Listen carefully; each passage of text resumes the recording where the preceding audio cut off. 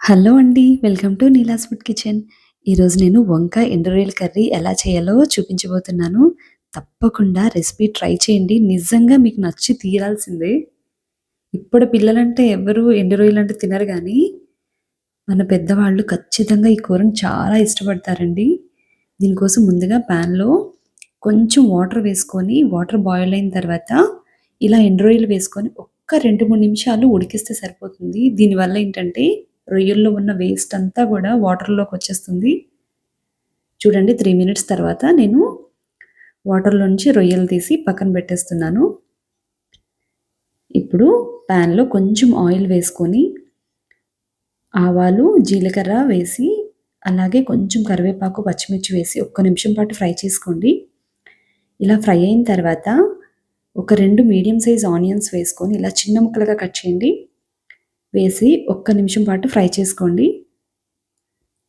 ఇప్పుడు ఇందులోనే కొంచెం సాల్ట్ వేసుకోండి. దీనివల్ల ఉల్లిపాయ త్వరగా మగ్గిపోతుంది. ఈ ఉల్లిపాయలతో పాటే మనం ఉడికించిన రొయ్యలున్నాయి కదండీ! అవి కూడా వేసి బాగా ఫ్రై చేసుకోవాలి. రొయ్యలు ఎప్పుడైనా సరే ఆయిల్‌లో ఫ్రై అయితేనే చాలా బావుంటుంది. తప్పకుండా ఇలానే ట్రై చేయండి. చూడండి ఒక్క 5 నిమిషాల తర్వాత మన ప్రాన్స్ అయితే చక్కగా ఫ్రై అయిపోయాయి. ఇప్పుడు ఇందులో ఒక టీ స్పూన్ అల్లం వెల్లుల్లి పేస్ట్ వేసుకోండి. వేసి పచ్చివాసన పోయేంత వరకు ఫ్రై చేసుకోండి. ఇక్కడ నేను ఒక మీడియం సైజ్ టొమాటో ఇలా చిన్న ముక్కలుగా కట్ చేసి వేస్తున్నాను. ఇది నాటు టొమాటో అండి. దీనివల్ల మంచి పులుపొస్తుంది. చాలా బావుంటుంది కూరకి గూడా. ఇప్పుడు ఒక్కసారి మూత పెట్టుకొని ఒక 5 నిమిషాలు టొమాటోని మగ్గించుకుందాం. చూడండి 5 నిమిషాల తర్వాత టొమాటో పైనున్న స్కిన్ సెపరేట్ అయితే సరిపోతుందండి. ఎక్కువగా ఉడకాల్సిన అవసరం లేదు. మన టొమాటో అయితే మగ్గిపోయింది కదండీ! ఇప్పుడు ఒక 300 గ్రామ్స్ వంకాయలు తీసుకొని ఇలా చిన్న ముక్కలుగా కట్ చేసి వేస్తున్నాను. ఇక్కడ నేను తెల్ల వంకాయలు తీసుకున్నానండి. ఇవైతే చాలా బావుంటాయి టేస్ట్. ఇప్పుడు ఇందులోనే కొంచెం పసుపు, ఒక టీ స్పూన్ కారం, అలాగే హాఫ్ టీ స్పూన్ ధనియాల పొడి, హాఫ్ టీ స్పూన్ జీలకర్ర పొడి వేసి ఒక్క 2 నిమిషాలు ఫ్రై చేసుకోండి వంకాయలు గూడా. ఇప్పుడు ఒక్క నిమిషం మూత పెట్టుకొని వంకాయల్ని 7, 8 నిమిషాలు అలా సిమ్‌లోనే మగ్గనివ్వండి.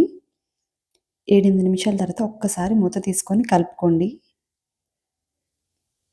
మన వంకాయ అయితే 50% అయితే మగ్గిపోయింది.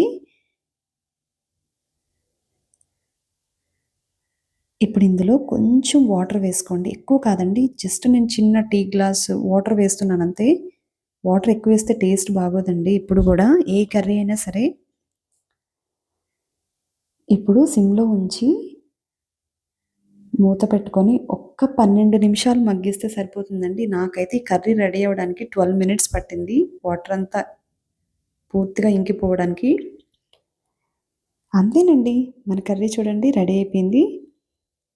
ఈ వీడియో గనక మీకు నచ్చినట్లయితే ప్లీజ్ సబ్స్క్రైబ్ చేసుకోండి.